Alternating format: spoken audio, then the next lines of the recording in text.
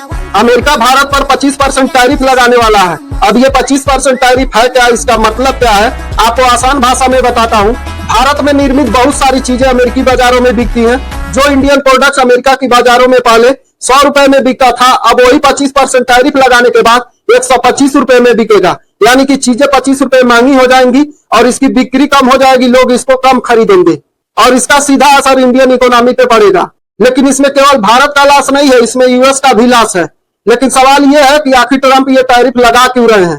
तो इसका पहला कारण है कि भारत सरकार अपना एग्रीकल्चर मार्केट यूएस के लिए खोलने को तैयार नहीं है, क्योंकि अगर ऐसा हो जाता है तो सबसे ज्यादा नुकसान भारत के छोटे बड़े सभी किसानों को होगा।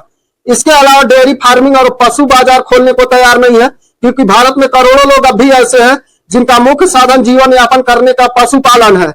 और तीसरा है तेल खरीदना।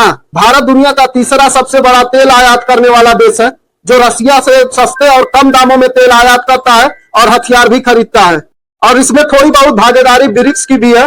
जो ब्रिक्स पहले केवल 5 देशों का संगठन था, आज वो 10 देशों का संगठन हो गया है और ये सीधा G7 को टक्कर दे रहा है। क्योंकि भारत और रसिया भी इस संगठन में है और ये दोनों देश आपस में डॉलर में ट्रेड न करके रुपया और रूबल में ट्रेड करने की योजना बना रहे हैं। और अगर ऐसा हो जाता है तो इंटरनेशनल मार्केट में ये कदम डॉलर की वैल्यू को हिला के रख देगा। इन्हीं सब चीजों को रोकने के लिए ट्रंप भारत पर 25% टैरिफ लगाकर दबाव बना रहे हैं, डरा रहे हैं। लेकिन उन्होंने ये कभी नहीं सोचा होगा कि मोदी जी पलट के इसका जवाब देंगे। मोदी जी ने इसके जवाब में अमेरिका से F-35 फाइटर जेट खरीदने का डील कैंसिल कर दिया है और साफ साफ खरीदने से मना कर दिया है। लेकिन दुख की बात यह है कि हमारे देश के प्रधानमंत्री माननीय नरेंद्र मोदी जी 1 अरब 40 करोड़ देशवासियों के हित के लिए, उनके भले के लिए दुनिया के सबसे बड़े पावरफुल देश यूएस की आंख में आंख मिला के खड़े हैं। उसके सामने झुकने को तैयार नहीं है, उसके शर्तों को मानने को तैयार नहीं है। लेकिन वही हमारे देश का विपक्ष भारत सरकार का समर्थन न करके यूएस का समर्थन कर रहा है, उसकी बोली बोल रहा है कि Indian economy is a dead economy.